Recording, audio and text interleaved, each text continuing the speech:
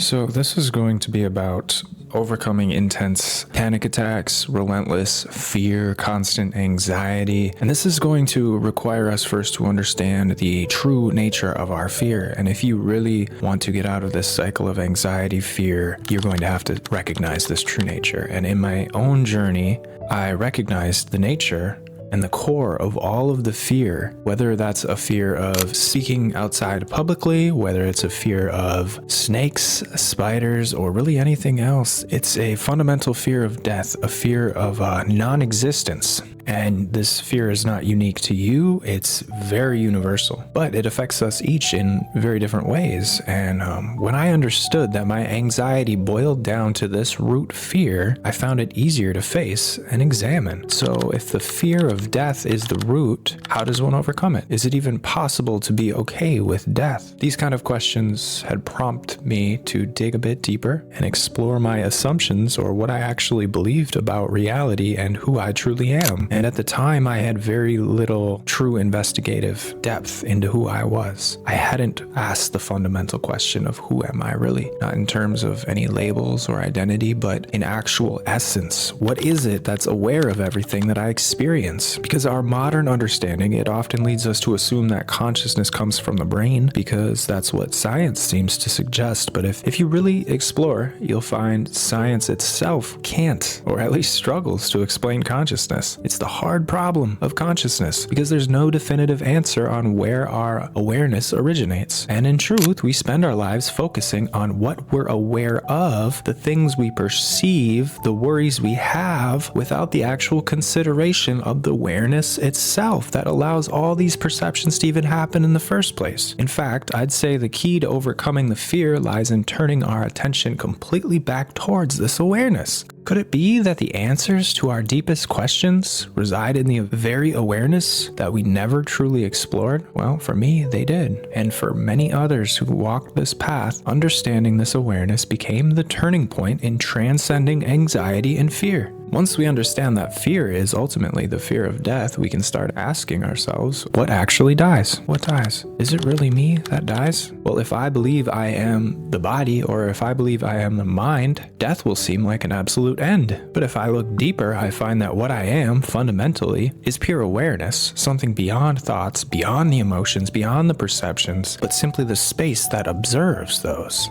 And if I am only this awareness, then it opens up a new perspective on death. And for me to verify this, coming from a scientific background and taking that approach through absolute direct observation and experience rather than any theory, what I found that was my identity wasn't rooted in any thought or feeling, because those were constantly fleeting sensations that came and went. But there was always an unchanging experience behind them. There was always an unchanging awareness that knew each experience. I realized that this awareness doesn't actually come and go. It's the only thing that's constant. Our bodies and minds, on the other hand, are forever changing, constantly changing, even down to our very cells, which regenerate every couple of years or so. So if my body and mind are always changing continuously, yet awareness remains, could it be that awareness itself isn't confined to the body? Well, if you look at the experiments in both science and philosophy, they often point to awareness as fundamental, something that perhaps even precedes and encompasses our physical existence. So when I embrace this possibility, fear of death starts to dissolve.